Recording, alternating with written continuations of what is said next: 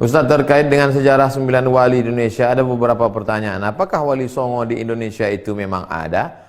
Wali Songo itu ada, bukan dongeng, bukan mitos. Sudah ditulis dalam bentuk skripsi. Sudah ditulis dalam bentuk kalau tak percaya sama buku-buku itu, cari yang sudah ditulis dalam bentuk 3, skripsi perguruan tinggi S1 atau tesis disertasi. Siapa orangnya, tokohnya, dari mana, negerinya. Dia bukan Spiderman, Wonder Woman. Dan kalian samakan Wali Songo itu dengan Batman. Apakah mungkin satu masa dapat berkumpul beberapa wali dalam suatu tempat? Ya, wali-wali itu berkumpul dalam satu tempat. La ya'riful wali illal wali. Satu wali mengenali dengan wali yang lain karena cahaya yang diberikan Allah Subhanahu wa taala. Lalu mereka berkumpul. Nabi Musa alaihissalam berjumpa dengan Nabi Khidir, berjumpa dengan Nabi Harun. Nabi-nabi pun bisa sezaman dalam satu waktu. 3. Ustadz, apakah wali Allah harus mendapatkan karomah? Berarti tak mengikuti dari atau rusak apa? Signal. Tadi sudah kita kaji pendapat. Kalau menurut Ibnu Fawraq, Abu Bakar Ibnu Fawraq dengan Abu Ali Ad-Daqqaq, pendapat yang pertama mengatakan wali itu tak tahu dirinya wali. Dan dia tak tahu bahwa dia punya karomah. Karena kalau dia tahu, nanti dia akan merasa dia tinggi, dia merasa hebat. Ini pendapat yang pertama. Pendapat yang kedua, wali itu tahu dirinya wali dan dia tahu dia punya karomah. Sebagaimana para sahabat 10 dijamin masuk surga itu tahu bahwa mereka itu dijamin masuk surga.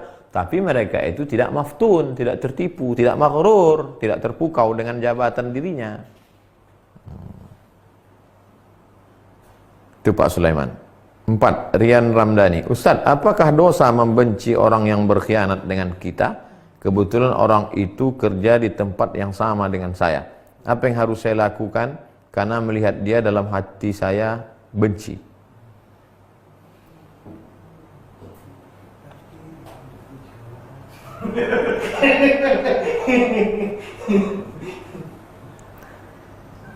Syariat Islam mengajarkan kita amar ma'ruf nahi mungkar. Perbuatan dia itu berkhianat adalah mungkar. Maka kalau ada orang melakukan perbuatan mungkar, apakah kita diam? Tidak, kita luruskan. Kalau dia melanggar hukum, lapor ke polisi. Kalau dia melanggar jabatan pekerjaan, kita punya atasan, punya supervisor, punya direktur, punya atasan, punya pengawas. Laporkan. Tapi niatnya bukan karena marah kepada dia, tapi supaya menyelamatkan dia dari azab Allah, supaya dia berhenti buat dosa. Ada juga orang lapor sana, lapor sini, lapor, tapi niatnya karena membalaskan dendam. Bukan itu. Supaya dia berhenti buat dosa, karena niat kita adalah amar ma'ruf nahi mungkar. Setelah dia bertaubat, bencikah kita? Tidak. Karena yang kita benci perbuatannya.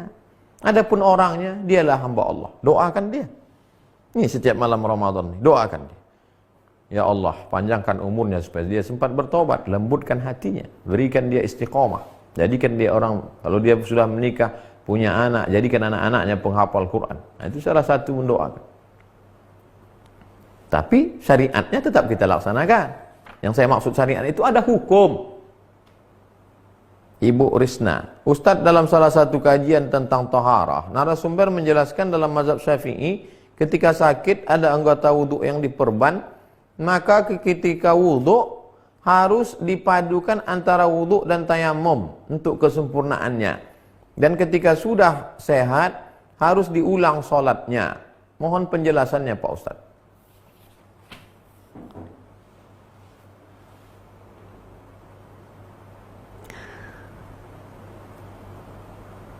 Bagi siapa yang tidak mampu berwudu, maka dia bertayamum. Kalau dia sudah tayamum, dia tayamum saja, tidak dicampur lagi dengan wudu. Misalnya tangannya luka, kalau kena air, kata dokter, kena air ini nanti akan melebar kemana-mana, maka dia tayamum saja. Tayamum. buka nih sampai sini.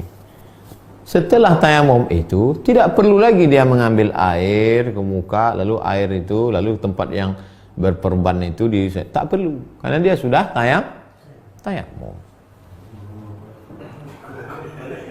Tidak perlu lagi dia setelah bertayamum membuat wudhu secara formalitas, karena sudah tayamum.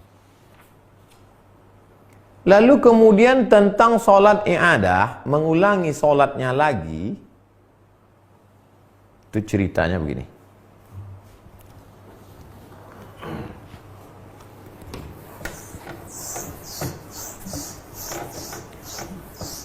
Ada seseorang dalam satu situasi dan kondisi tidak bisa toharoh. Tidak bisa toharoh. Tidak bisa bersuci, tidak bisa berwudu. Sebabnya, satu, karena tak ada air. Dua, karena tak ada debu. Tiga, karena situasi tak memungkinkan. Entah apalah, entah tertawan musuh, entah di dalam penjara, entah disekap di satu ruang, entah disekap di WC, sehingga tak memungkinkan, sehingga dia tidak bisa tohar. Lalu bagaimana dalam mazhab-mazhab? Menurut mazhab Hanafi, dia tidak wajib sholat. Kenapa tak wajib sholat? Karena tidak cukup syarat. Syarat orang sholat mesti toharoh. Tidak bisa toharoh, maka tak wajib sholat. Ini Hanafi. Jadi lewat aja waktu itu dia tak sholat. Mazhab Hambali, dia wajib sholat. Wajib sholat walaupun tidak taharah. Sholat dia tanpa taharah.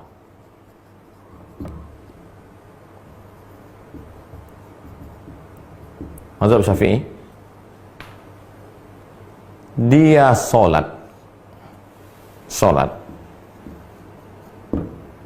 tanpa taharah. Sholat apa namanya? Lihurmatil waqti, untuk menghormati waktu. Karena tak boleh kita lewati 5 waktu itu dalam sehari tanpa sholat. Itu udah stasiun yang wajib. Subuh, zuhur, asar, maghrib, isya. Andai kita tersekap, tetap kita sholat.